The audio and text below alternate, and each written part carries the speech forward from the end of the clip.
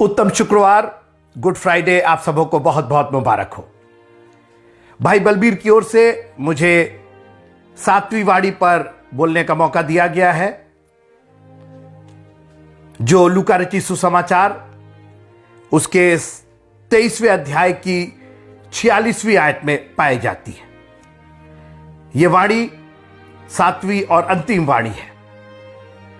प्रभु का धन्यवाद हो कि जब हमारा प्रभु इस दुनिया में था तो उसने हमसे बातें की, मगर जब वो अपना बलिदान दे रहा है तो वो हमारे लिए बातें कर रहा है।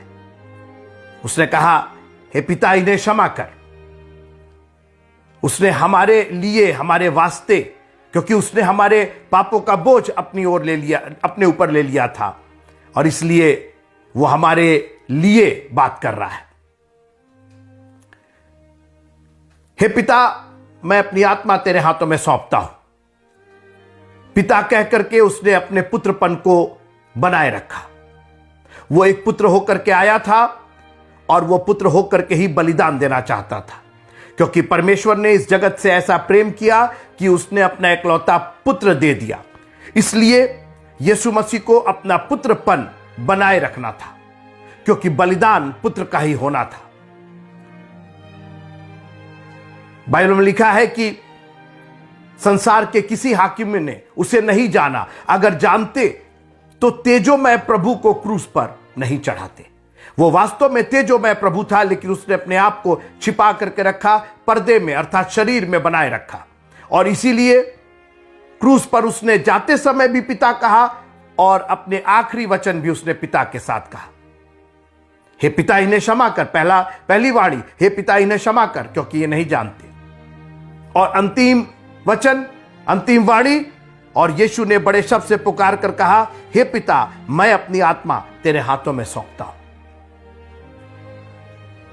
चूंकि यीशु मसीह की आत्मा पवित्र आत्मा थी, इसलिए वो और कहीं नहीं सौंपी जा सकती थी, वो सिर्फ पवित्र आत्मा को ही सौंपी जा सकती थी। परमेश्वर आत्मा है, परमेश्वर पवित्र आत्मा है।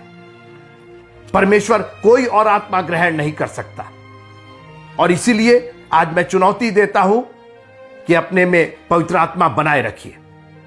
बाइबल कहती है कि जिसमें उसका आत्मा नहीं, वो उसका जन नहीं। आप अपने आप को मसीही कहिए, क्रिश्चियन कहिए, ईसाई कहिए, जो कहना है कह लीजिए, आप उसके जन नहीं है जब तक आपके अंदर पवित्र आत्मा यानी उसकी आत्मा नहीं है। सवाल इस बात का है कि उसने अपनी आत्मा क्यों पिता के पास सौंपी। याद रखिएगा, मनुष्य का शरीर या व्यक्तित्व 3 चीज से बना है: शरीर, प्राण और आत्मा। शरीर, प्राण और आत्मा। यीशु मसीह अपना शरीर बलिदान करने आए थे, प्राण बलिदान करने आए थे, आत्मा बलिदान करने नहीं आए थे। और इसीलिए शरीर को उन्होंने दे दिया, अपने प्राण को दे दिया, मगर अपनी आत्मा जिसने उसे दिया था उसके पास वापस सौंप दिया। यीशु मसीह ने प्रभु भोज के समय रोटी ली, उसको तोड़ा और कहा कि ये मेरा बदन है, ये मेरी देह है जो तुम्हारे लिए तोड़ी जाती है। तो शरीर का बलिदान हुआ, शरीर तोड़ी गई, शरीर का जो सैक्रिफाइस होना था वो हो गया। अब प्राण को भी उन्होंने हमारे वास्ते दिया। अब आप कहेंगे, प्राण को दिया, उन्होंने तो कटोरा लिया, बहुत अच्छी बात। उन्होंने कहा कि ये जो कटोरा है ये एक्चुअली मेरे नई वाचा का लहू है। अब लहू का प्राण से क्या लेना देना है? लय व्यवस्था, Leviticus, book of Leviticus chapter 17, 17वां अध्याय और उसकी 11वीं आयत। मैं सिर्फ एक लाइन पढ़ना चाहता हूं। यीशु मसीह ने अपना शरीर दिया और अपना प्राण दिया, अपनी आत्मा पिता के पास सौंप दी। शरीर क्रूस पर टांगा गया। अब प्राण उन्होंने कैसे दिया? सुनिएगा, क्योंकि शरीर का प्राण लहू में रहता है।